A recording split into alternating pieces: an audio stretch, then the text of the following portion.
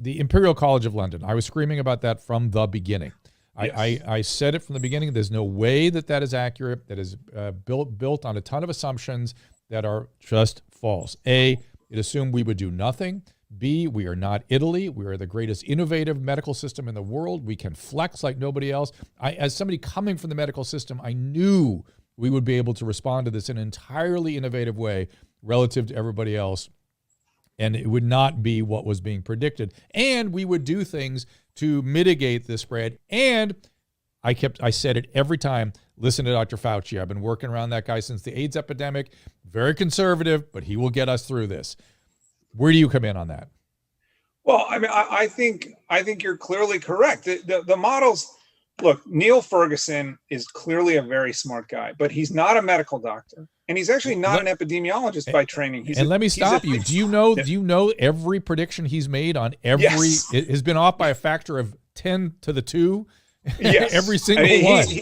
He predicted in 2005 that bird flu might kill 200 million people. That's not an exaggeration. It's not a mistake. It's what he said. He predicted and by the way, part two of a mad cow was going to get 1 million or something just in Britain. Yeah, 100,000, and then it was going to be mad sheep. Believe it or not, now it's going to be 150,000. No joke, Right. No joke, mad sheep. And by the way, there were about 1,000 cases. There were about 1,000 cases. He was off again by multiple factors of 10. And every time he makes a prediction, he is. And why didn't we look at that? And why did that sit on the front page of the New York Times for 2 weeks? That's a really great question. It's a really great question. Part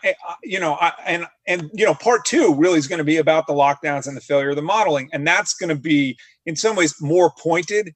It'll still be just as factual, but I think Neil Ferguson has a lot to answer for, and I think the people at the University of Washington have a lot to answer for. Well, now hold on. I'm going to defend them. I'm going to defend them because I talked to them early on. They said, "Look, we're building the best models we can, but we're going to have to change them every couple of days. This like building a model to predict the stock market or the weather. It doesn't really predict the future. It kind of is giving us a sense of where we are, and hopefully we can derive some meaningful."